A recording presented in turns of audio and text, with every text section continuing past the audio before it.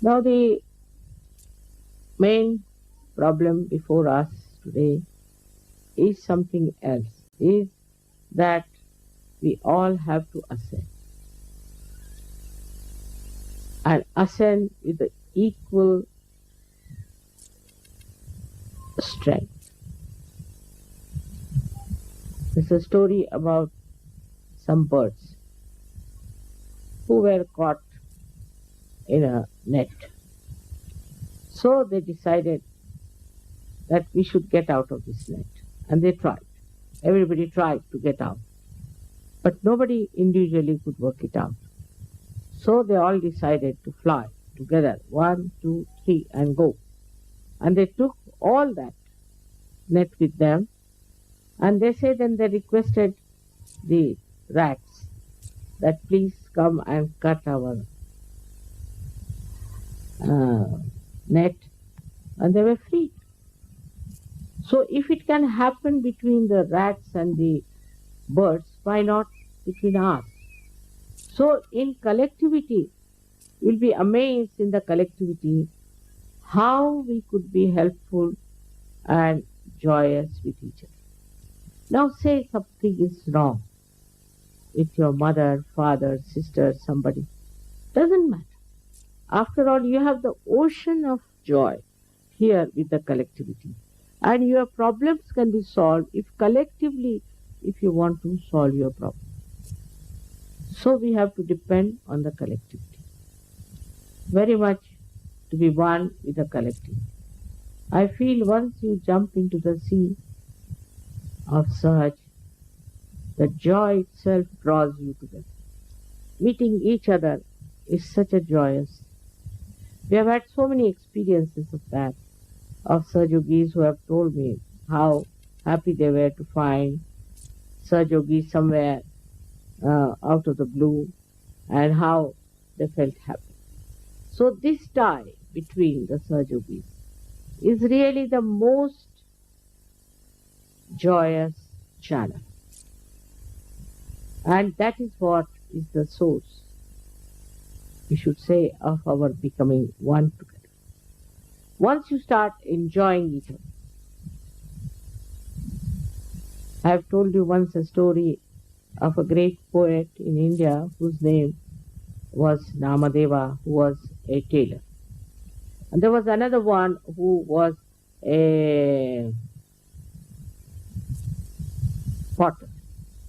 Sometimes I miss out in English words. This potter was another poet. And he was called as Gorakuba.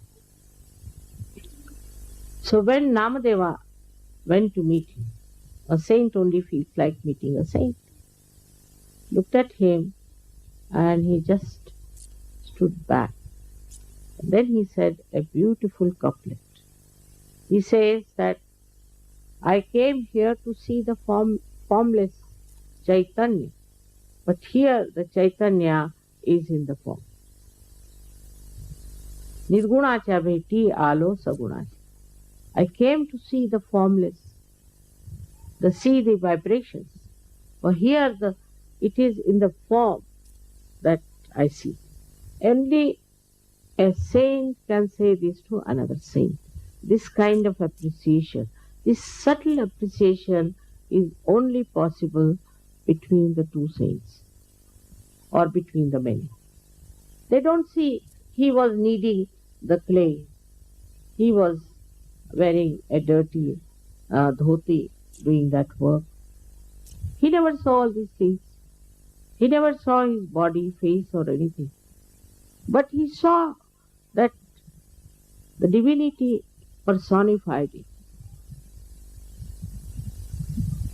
This sensitivity of feeling for others, yogis, should really develop within you. Then you won't care for nonsensical, superficial things. And this is one of the great principles of Shiva. He doesn't bother. You see, his hair are all matted up. He sits on a fast-moving bull with both the legs like that. going for his wedding. Can you imagine?